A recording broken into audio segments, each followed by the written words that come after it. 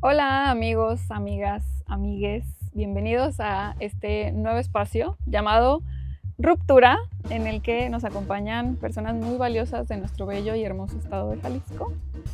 De este lado, de mi lado izquierdo, está Alejandro Muñoz. También nos acompaña nuestra querida Mariana Casillas. Está Carlos Armenta y también nos acompaña a la extrema derecha, pero no ideológicamente, Juan Pablo Martínez. Y aquí su servidora, Sofía Lameiro Díaz. Y pues bueno, estamos iniciando este espacio esperando pues crear un lugar de reflexión, de análisis, de comunicación en el que pues podamos hablar de temas que son sumamente relevantes en nuestra vida pública y en nuestro día a día. Entonces, pues bueno, no sé si alguno de ustedes quiera iniciar con el por qué estamos aquí. Creo que en un contexto político como el que estamos viviendo en este momento en Jalisco se vuelve imprescindible nombrar las cosas sin atajos y de frente. Sabemos que nos han enseñado que la política aquí en el estado de Jalisco tiene que ser a través del marketing y que tiene que ser todo demasiado pensado y listo para la venta, para la mercantilización, incluso de la vida misma, ¿no? Tener espacios de diálogo como este, creo que nos pueden ayudar justamente a profundizar sobre qué es lo que queremos y cuál es el panorama que buscamos para Jalisco. Pero claro, pues hablando desde las izquierdas. Sí, creo que hacen falta programas que ideológicamente tengan muy claro desde dónde están hablando. Creo que actualmente en Jalisco gobierna, diría, una derecha empresarial, un gobierno que emana del sector tal vez más conservador del país, que es la Coparmex, y hoy los tenemos en el gobierno. Por otra parte, creo que Jalisco enfrenta distintas crisis, que por aquí podremos nombrar a mayor profundidad, pero ante estas crisis y ante esta derecha creo que no existe ni dentro del espacio institucional, pero tampoco fuera, un espacio de izquierdas que abra las puertas a gente que tiene inquietudes y ganas de militar en algún espacio, pero que actualmente pues, no existe, como digo, ni en las instituciones, pero tampoco fuera de ellas, ¿no? Entonces creo que este espacio justamente busca, como decía Mariana, que ideológicamente las cosas sean muy claras, pero que sea un espacio que pueda confrontar estas crisis que acabo de nombrar, que todavía no igual y profundizamos, pero que pueda ser como algo antagónico a lo que hay actualmente, ¿no? Y sobre todo estamos en un contexto donde hace algunos días se pusieron algunos letreros, ¿no? De que faltan 365 días para el Mundial, ¿no? Y se pusieron en el centro de Guadalajara, en distintos puntos de la ciudad, y hay pues una espectacularización, ¿no? De lo que va a pasar en esta ciudad, en el estado, y cómo todo, las inversiones, la infraestructura, los programas públicos se están enfocando, y hay una narrativa pública que ya todo lo enmarca en que se está construyendo para algo que va a durar unos cuantos partidos, ¿no? Y creo que justo en ese contexto, sumado a lo que ya llaman de la crisis de violencia, de una clase rapaz e indolente que nos está gobernando, pues ruptura es ese, pues decir un alto, ¿no? Estamos en un momento de crisis donde hay una coyuntura y que si bien es un espacio de discusión, de reflexión, de poner una pausa y sobre todo también un llamado a la acción y a la organización política. Sí, yo creo que la idea de ruptura a mí siempre me ha resultado muy potente, esa idea de romper con las inercias, ¿no? De tomar una pausa y de poder generar un espacio de organización política que hasta lo que hemos platicado el día de hoy tiene que ver como con un arbolito que tiene muchas ramas, ¿no? Para poder hablar de la organización de las izquierdas, divulgarla, espacios de reflexión y que podamos entre nosotros, pues sí, que crear esos espacios que, como decía Alejandro, escasean mucho últimamente, ¿no? Entonces creo que a partir de eso es que podemos sentarnos aquí a hablar y romper con la inercia y con el día a día para poder pues cotorrear un poquito acerca. Como contexto, en Jalisco, cuando hablamos de que somos gobernados por el marketing político en su máxima manifestación, hablamos de que somos gobernados por el producto audiovisual y televisivo que es el Fosfo. El Fosfo gobierna, o Movimiento Ciudadano gobierna desde hace más de 6 años. Este sería el segundo sexenio que nos gobiernan a nivel estatal. Tenemos un Congreso completamente cooptado por estas fuerzas naranjas que bien siguen siguen abonando esta política neoliberal que a nivel federal sí se está tratando de contrarrestar. Aquí en el estado de Jalisco eso no existe, es un progresismo buena ondita que por el contrario de abogar por el aumento de los derechos para todas las personas, buscan seguir acaparando el poder, buscan seguir acaparando la lana para los amigos empresarios, sobre todo de las cámaras empresariales como la es Coparmex. Y por cierto, tenemos un gobernador que emana de una de estas cámaras, ¿no? Es importante nombrarlo porque justamente en el estado de Jalisco, ante una crisis de violencia que no solamente se vive aquí, sino también en todo el país, con más de 17,000 personas desaparecidas, una crisis hídrica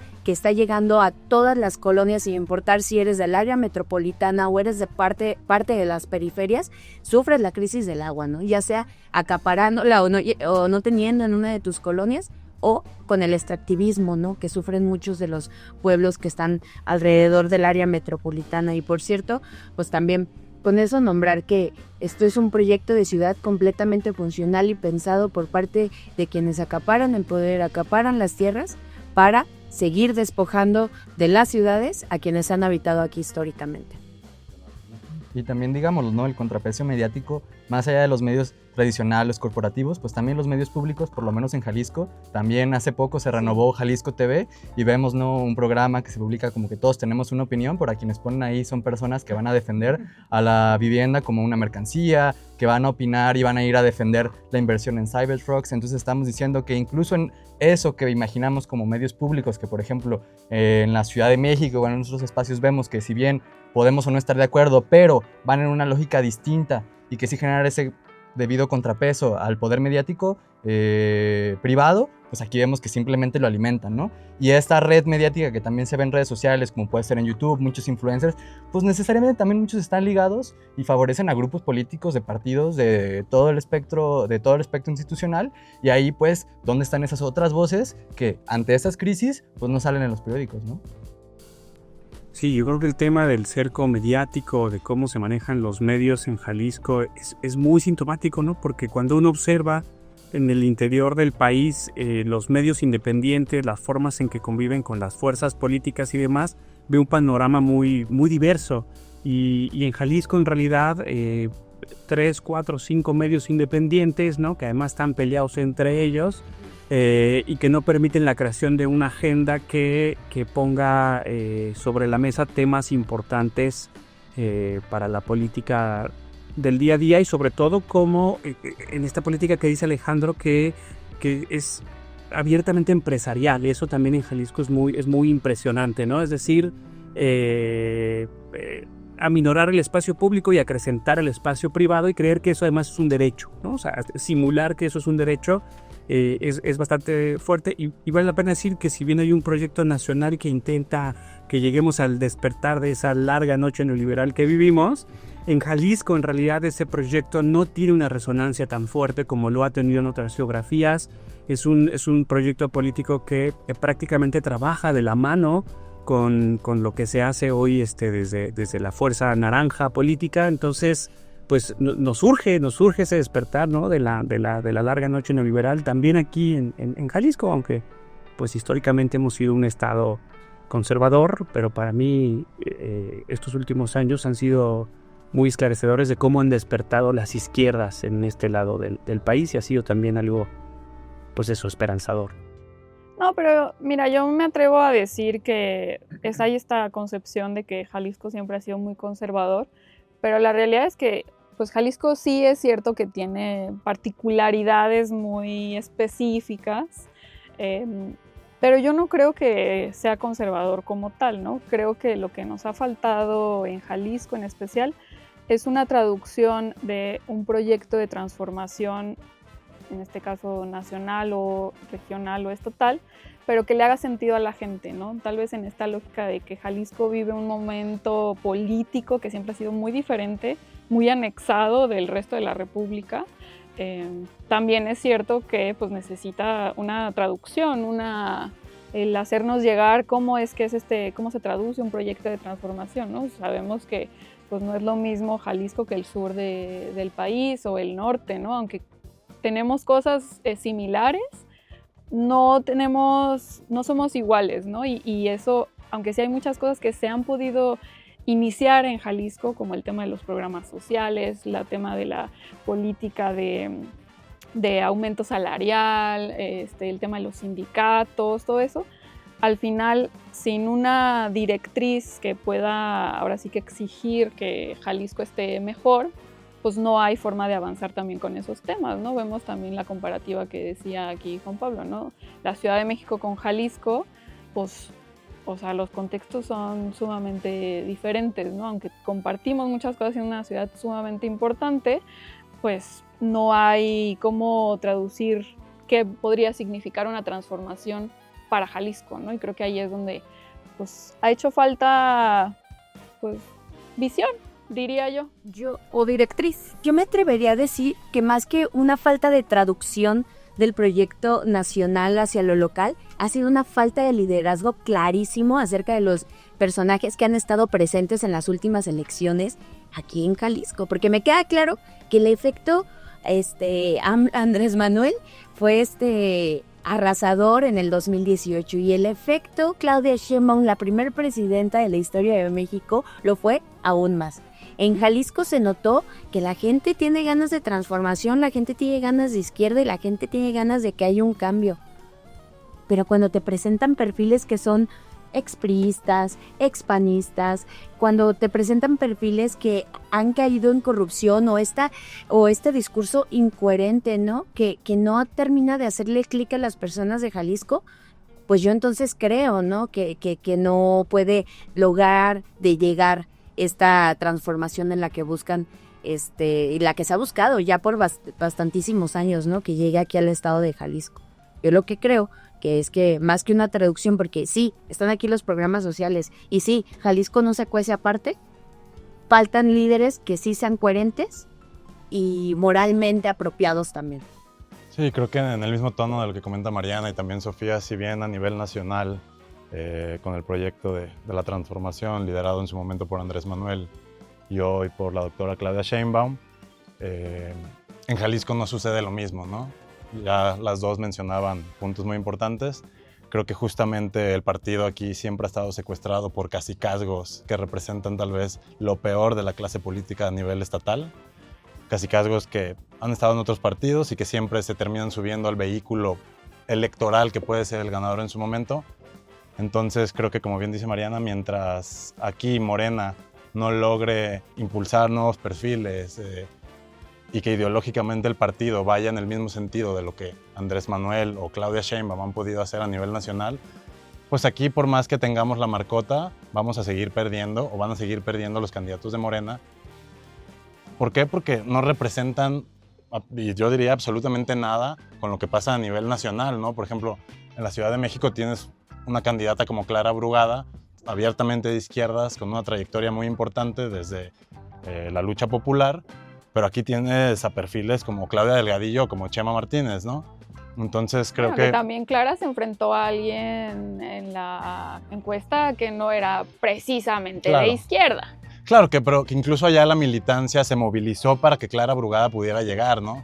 O sea, había un perfil que tal vez no era el idóneo para la Ciudad de México, que tiene esta tradición, pero incluso la misma militancia de base pues logró movilizarse a favor de Clara Brugada, ¿no? Entonces creo que justamente, ¿no? También aquí electoralmente se hizo una mega alianza con 5 partidos. Recordemos que en las elecciones pasadas fue Morena, el Partido del Trabajo, el Partido Verde, Hagamos y Futuro, estos últimos 2 difuntos. Ay, basta.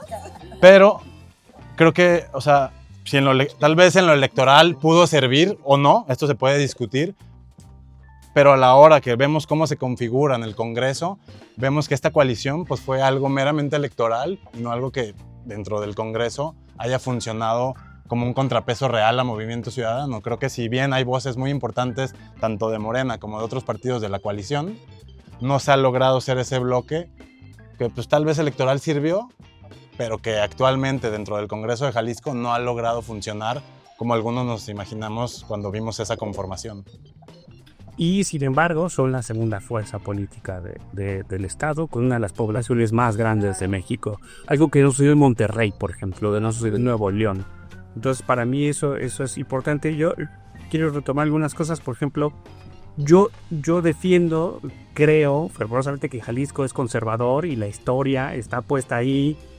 O sea, no quiero irme muy atrás, pero bastará los cristeros, la reforma. O sea, México se ha conformado en una ideología de conservadores, de derecha. El clero ha encontrado aquí sitios adecuados. Hoy en día Salinas Pliego tiene jueces aquí defendiendo sus intereses en Jalisco. O sea, ha habido una conformación de derecha histórica muy fuerte, pero yo creo, como Sofi, que sí, para mí hay un milagro jalisciense cuando veo que un partido de izquierda, con todo lo que ustedes han dicho, o de izquierditas o de pseudoizquierdas, como ustedes quieran, pero que pone sobre la mesa temas tan importantes como la desigualdad social, como la vivienda, con estos personajes ciertamente impresentables. No creo que sean los más impresentables de Jalisco, pero no nos vamos a poner a medir la impresentabilidad de nadie.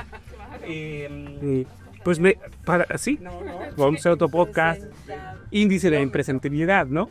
Pero para mí, la verdad, sí ha sido bastante fuerte pensar en hace 20, 30, 40 años, no solo con la poca izquierda que había, sino con la represión que hubo de la izquierda en Jalisco, que en este momento podamos venir a platicar abiertamente de esto y que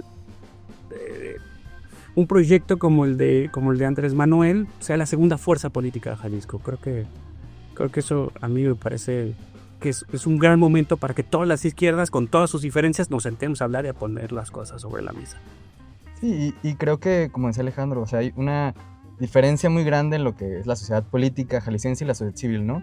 Mencionábamos, ¿no?, que previamente debe haber pues una victoria y un realce, ¿no?, de este milagro jalisciense, pero también Guadalajara siempre se ha vendido a sí misma como una capital cultural de Occidente, del occidente del país, de México, pero recordemos que la cultura en la ciudad está dominada por una oferta cultural que viene de la Universidad de Guadalajara o del gobierno del estado, ¿no?, o de un fuerte aparato empresarial, donde si bien creo que puede haber una oferta interesante, pues sabemos que sí existen unas ofertas subalternas que hablan de otras cosas, que hablan de otros modos, y que eso también es necesario, que pues Ruptura no es solo venir y hablar de lo que está pasando en el Congreso, lo que está pasando en los ayuntamientos, lo que está pasando en las calles, en las colonias, evidentemente, pero también es hablar de esos otros espacios que conforman pues la vida de las personas, de qué música escuchan, qué arte consumen, qué piensan en el día a día, y creo que también Ruptura pues es eso, ¿no? No solo vamos a hacer un espacio mediático y disputar esa agenda, sino también plantear pues otras cosas de cómo intentar vivir un poco diferente, ¿no?, y un poco mejor, y en eso impulsar proyectos donde cuando menos la ciudad política y la ciudad civil estén un poco más encaminadas, ¿no? Sí, creo que en esta lógica sabemos que Jalisco tiene mucho que aportar a la discusión nacional y local. Y bueno, de esto seguiremos hablando en el siguiente corte, si nos acompaña.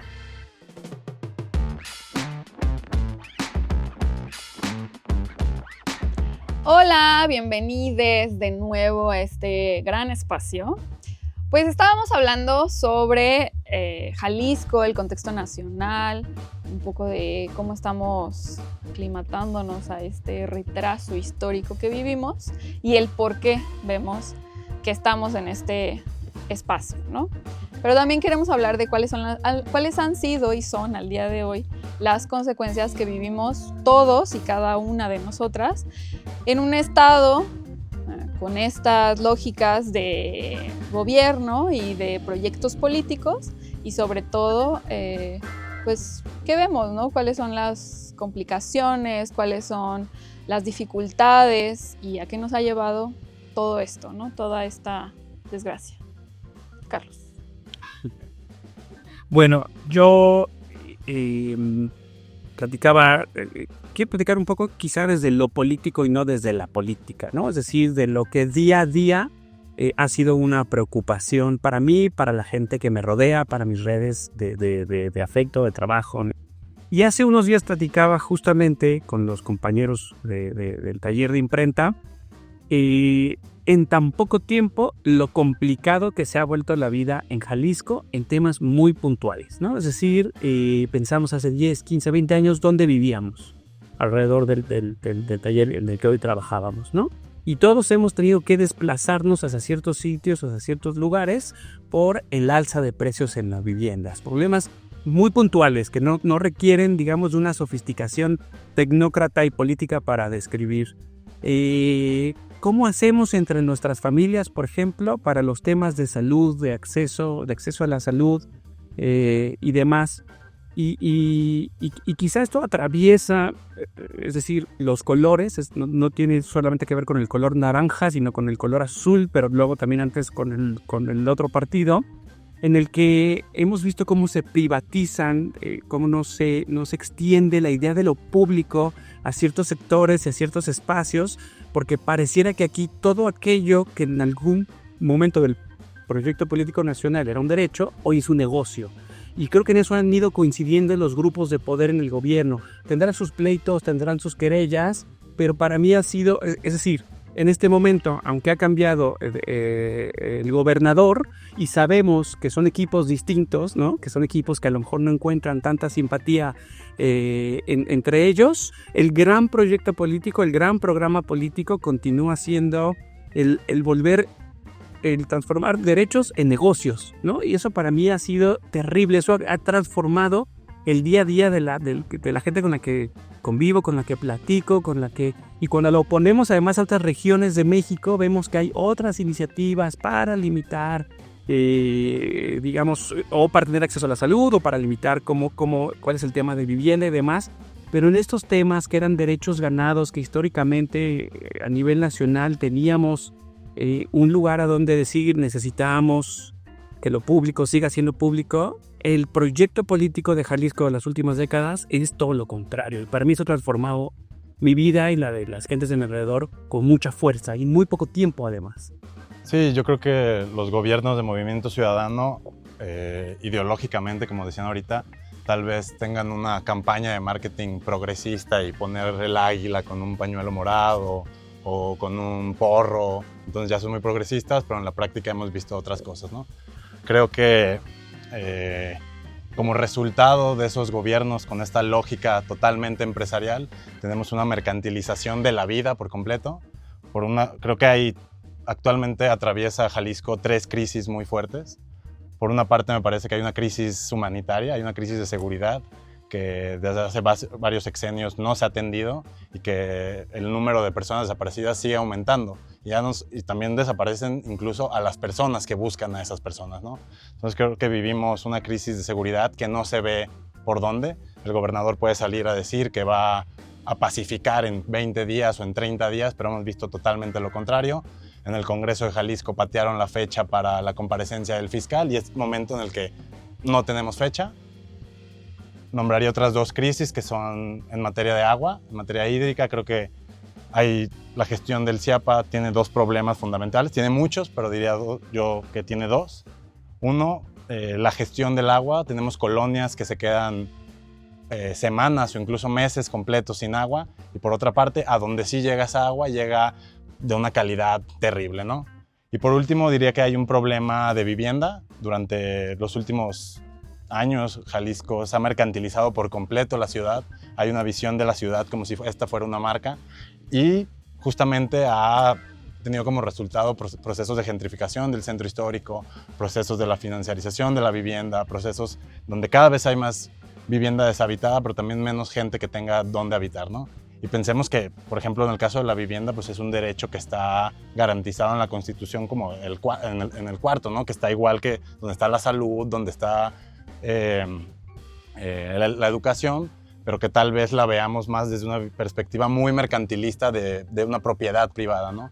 Entonces, en este sentido, creo que estos gobiernos, desde lo municipal, pero también desde lo estatal, han fomentado esta visión mercantilista que hoy pues, ningún gobierno, pero también, como decía al principio, ni dentro de la lógica institucional, pero tampoco fuera, ha habido pues un espacio o un grupo de personas que puedan plantar cara y que se puedan organizar en contra de estos procesos que estamos viviendo como resultados de estos gobiernos con una lógica totalmente empresarial. Y lo peor de todo es que a pesar de ser adversarios, como lo nombraba Carlos, respecto al tema de la vivienda, no son capaces de nombrarlo en estos nuevos gobiernos que parecen ser tan refrescantes.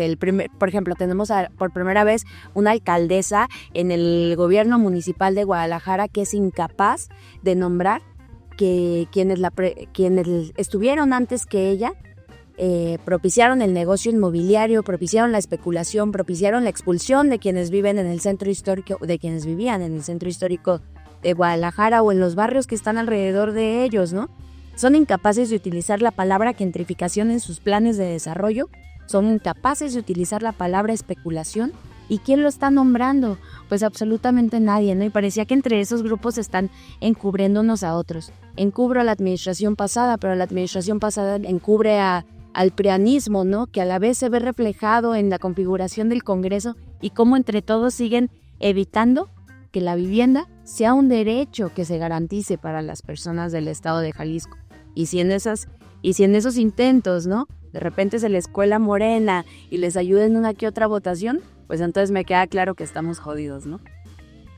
Pero fíjate, yo en eso creo y coincido un poco más con Carlos en ese aspecto, porque creo yo que sí es cierto que estos derechos se están convirtiendo en mercancías, pero no solamente es la transformación, sino que hay una parte de la ciudadanía que no logra o no ha estado en contacto con una alternativa que se les sea propuesta por parte de una izquierda, ¿no?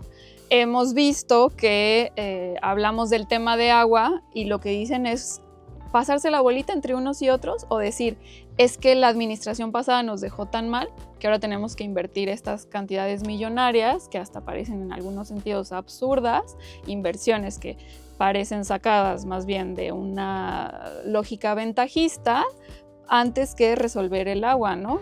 Por ejemplo, veíamos en el sexenio de Alfaro que prometía que con el acuaperiférico se iba a cambiar y se iba a modificar y arreglar por arte de magia el tema del agua. Dijo que en 50 años Jalisco no iba a tener ningún no problema a tener de crisis agua, jamás. ¿no? Y mira, terminaron el acuaperiférico y bueno, no cambió ni un centímetro la calidad de agua de la vida de nadie en esta ciudad, ¿no? Y todavía creo que es más grave cuando no solamente hablamos de la zona metropolitana, sí hablamos del grueso de todo nuestro estado, ¿no? En el norte, tenemos una crisis también de agua porque no hay agua, porque se ha explotado demasiado el territorio, porque hay sequía, porque además pues, las cuestiones medioambientales no aportan mucho, pero tampoco hay un plan para hacerle frente a esas cosas. En el sur del estado, que es lo que vemos, también un montón de problemas por los monocultivos, la explotación en la zona de la ribera de Chapala, de estos cultivos que necesitan, las berries, que necesitan un extra de agua y que también estresan más toda la zona de ahí. Entonces, creo yo que es justo que no se ha hablado de que estos son nuestros derechos. Se nos están quitando, pero sobre todo no se nos está ofreciendo una alternativa de comunicación, de decir, es que esto puede ser diferente. Tenemos obviamente y conocemos grandes referentes en términos de académicos y todo, pero esos académicos también están cooptados por un cacicazgo.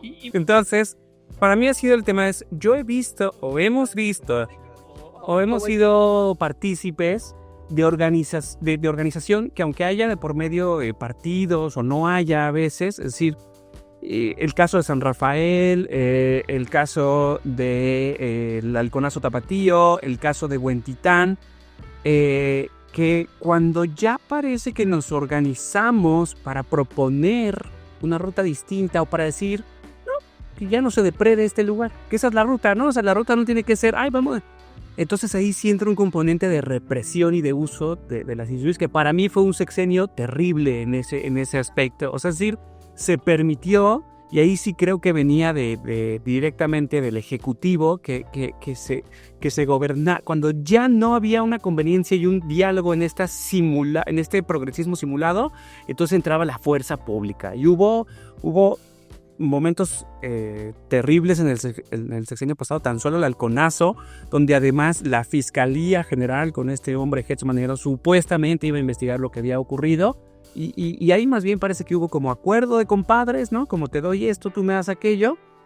Y entonces, sí, la izquierda debe organizarse, sí, pero cuando hay represión también es muy complejo y muy complicado. Y es ahí donde una fuerza como la de la transformación, pues debería cobijar a esas resistencias, ¿no? Decir, bueno, que las resistencias se organicen y garanticemos la no represión, como lo hemos visto en otros lados del país con este gobierno, ¿no? O sea, como tan solo lo de la gente. Pero aquí en el estado de Jalisco no hay ni un referente que haya puesto el cuerpo en ese sexenio por la gente que lo necesitaba. O sea, no entendemos en este momento a nadie de ellos en el poder que se hayan pegado el tiro en las manifestaciones, que hayan puesto el cuerpo, que hayan dado la voz. Se me ocurre nombrar a Candelaria Ochoa, que estaba mame que regresaran el antimonumenta, ¿no? Y que ahora ya mete en conjunto mete un exhorto para que sí la devuelvan, pero de ahí en más no reconozco a ningún político que haya decidido meter las manos por toda la represión que se vivió en ese sexenio, ¿no? Por las viejitas que fueron enjauladas en sus casas, por los jóvenes que fueron golpeados, gaseados e incluso quemados, ¿no? Ahí enfrente de Palacio de Gobierno, ¿no? Que fueron levantados y luego tirados en la Plaza Autos. Además, no, grabados, hubo imágenes, fue noticia nacional. O sea, mira lo que más me impresionaba y decía, esta represión no ha tenido ni siquiera costos políticos, ¿no? Eso es lo que a mí me impresionó. Creo que justamente porque cuando hay un gobierno como el de Enrique Alfaro que pierde cualquier legitimidad o cualquier capacidad de crear consensos y empieza a gobernar a partir de la violencia y a partir de la represión y del uso de la fuerza pública,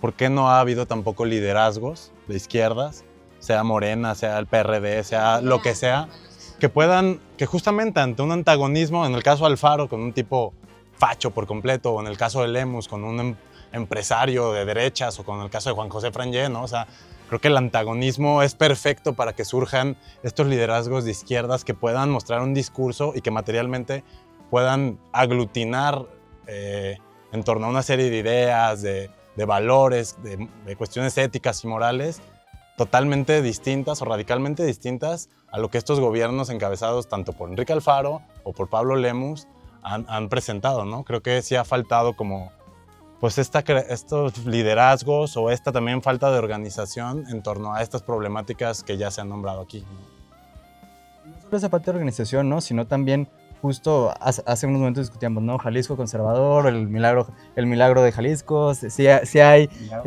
jalisciense, perdón, si hay espacios rebeldes, hay resistencias, pues claro que se reconocen, pero justo cuando estamos alimentando y estamos invisibilizando esas otras organizaciones que se dan y que aparte están siendo reprimidas, como esta clase política, pues de repente llega, pues qué clase de sensibilidad va a tener una persona como Chava Martínez o como algún otro liderazgo, Chava Martínez o algún otro de los liderazgos de Morena, ¿con qué legitimidad llegan? Cómo las personas se sienten arropadas por ellas, ¿no? Y creo que también esa es parte de la responsabilidad como que tenemos, no solo por decir qué está pasando, ¿no? Sino por también visibilizar esas resistencias que están sucediendo alrededor de la ciudad y ya hacer un llamado, ¿no? A que no son casos aislados. San Rafael, Miramar, Chulavista, no son resistencias que están sucediendo por una lógica distinta, ¿no? Sino que suceden y responden a una misma causa y que en ese sentido debemos de también buscar, sí organizarlas, pero también generar una narrativa que las conforme como algo que van en conjunto, ¿no? Justamente por eso un espacio como este se vuelve tan importante, porque hay que nombrar las cosas, porque también muchas de las problemáticas o no se nombran, pero también muchos de estos problemas tienen nombre y apellido, ¿no? Que como ya dijimos aquí, pues los medios tradicionales o los grandes medios de paga, pues muchas veces por tener intereses de por medio ni siquiera nombran, ¿no?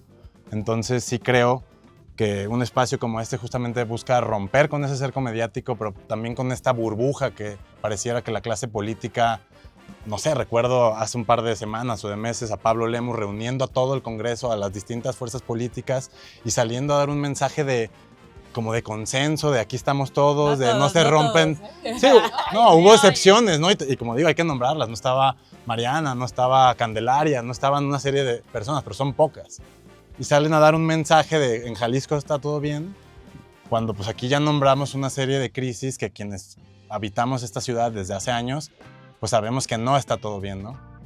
Sí, creo que esa es una parte sumamente relevante para nosotros porque sabemos que se agotan las oportunidades para transformar nuestra vida, ¿no? Y que nosotros, pues bueno, no quiero decir que seamos jovenazos, algunos más que otros, pero, o sea, también es esta desesperación, ¿no? De decir, bueno, es que se están consumiendo mi futuro, mis posibilidades de desarrollo, de bienestar, de posibilidades de aspirar a algo digno, ¿no? Que creo que no es solamente la lógica de superación básica, ¿no? Sino de tener lo mínimo indispensable para sobrevivir, ¿no? Y por eso, pues bueno, también creo que aquí, como lo decíamos, ¿no? Tenemos todas estas cuestiones que a veces parecieran hechos aislados, que en realidad no lo son, ¿no? Como tú dices, sí tienen nombre y apellido, pero también tienen causas comunes y sobre todo también pues, consecuencias que ya las vemos. Son resultados de una misma lógica, ¿no? De una misma lógica, pero que es necesario desmenuzar para comunicar y sobre todo hacer un llamado a la organización, porque creo que a todos aquí los presentes, esperamos a los presentes que nos están viendo, les llame también el poder organizarse para cambiar esta realidad estatal e incluso nacional e internacional. Porque no todo está perdido, ¿no? Y creo que estamos entrando a un momento coyuntural, no solamente en el estado de Jalisco, sino en el país. Se viene la tonta justa mundialista, ¿no? Que detestamos la FIFA, amamos el fútbol.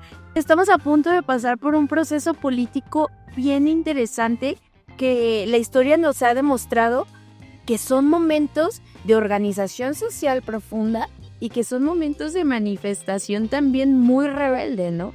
A ver, hace unos días a mí me escribieron compañeros de Ciudad de México de que, oigan, vamos armando algo en contra de lo que van a representar las ciudades en esta justa mundialista, que son Monterrey, que son Ciudad de México y que son Guadalajara, ¿no? Y cómo podemos empezar a agruparnos en contra de la mercantilización de nuestras ciudades, del blanqueamiento de nuestras calles, como lo que pasó en el Parque Rojo, ¿no? ¿Y qué podemos hacer para que la turistificación no acabe con la vida misma que nosotros en este momento, con muchos trabajos y con toda la resistencia posible, podemos sostener en este momento, ¿no? Uy, creo... No, es que sí, o sea, el tema de los mundiales históricamente ha sido, o sea, la FIFA, que es un ente, vale la pena decir, Eventos deportivos. todos los eventos deportivos, que son entes depredadores que no pagan impuestos, o sea, que ha habido países que han tenido que cambiar sus leyes para poder tener un mundial, ¿no? El caso reciente de Brasil es terrible, o sea, ¿no? Entonces, para mí luego es como si el hecho de que caiga el mundial va a ser va a detonar y a acelerar el tema de la vivienda de corto plazo, ¿no? Del Airbnb, va a detonar un montón de cosas y va a poner de relieve las desigualdades en las que vivimos. Y como dice Mariana, es quizá un momento muy a tiempo, ¿no? Para discutir sobre eso, porque ahí viene ya... Y justo ahí, pues las izquierdas no es que vayamos a tener que estar de acuerdo en todo, ¿no? Pero ante esta romantización del consenso que se ha generado en este periodo neoliberal, donde todos tenemos que estar de acuerdo, donde se despolitiza el conflicto y sale un informe donde todo estuvo bien y nada más hay unas observaciones por lo cual hay que hacer, pues a la izquierda que le toca, ¿no? Es decir, pues hay que reivindicar el disenso, pero no porque justo no nos vamos a agarrar a sillazos, irnos a pelear a un café y generar 20 fracciones nuevas partidarias, ¿no? Sino cómo le hacemos pues para generar un frente organizado que con distintas luchas, que con distintas causas entendamos que responde a una misma lógica, que tenemos quizá algunas rutas distintas, pero que tenemos una coyuntura muy específica que justo es una ruptura y a la cual tenemos que hacerle frente, ¿no? No, y que creo que además, ahorita que decías, en el plano internacional vemos lo que pasa en Gaza, lo que pasa en Argentina, lo que pasa en Los Ángeles. Si bien son problemas distintos, creo que todos responden a una misma lógica y que todos estos problemas, pues al final de cuentas, están conectados, ¿no? En un contexto internacional donde la extrema derecha avanza y donde ideas que parecieran que ya estaban enterradas después de la Segunda Guerra Mundial, hoy vemos cómo esas ideas están más presentes que nunca y que pareciera, hay un libro que tiene este título, ¿no? Porque pareciera que la rebeldía se volvió de derechas, ¿no? O sea, pienso en el caso argentino, ¿no? Tienes un tipo más gris que no levanta ni el polvo como Massa, frente a un loquito con una locomotora gritando, con una motosierra, perdón, gritando viva la libertad, carajo, ¿no? Y pienso incluso cómo nos han robado los conceptos, ¿no? Conceptos como la libertad, como la democracia, como la justicia, que históricamente habían pertenecido a causas de izquierdas. Hoy la derecha pues los ha resignificado y los ha llenado de contenido. Entonces creo que también todas estas narrativas están en disputa. Si bien tal vez lo que más nos interesa es modificar las condiciones materiales de las personas, creo que también esta disputa, no diría cultural, pero sí hay una disputa por la narrativa, por los conceptos, por las palabras, también se vuelve sumamente importante.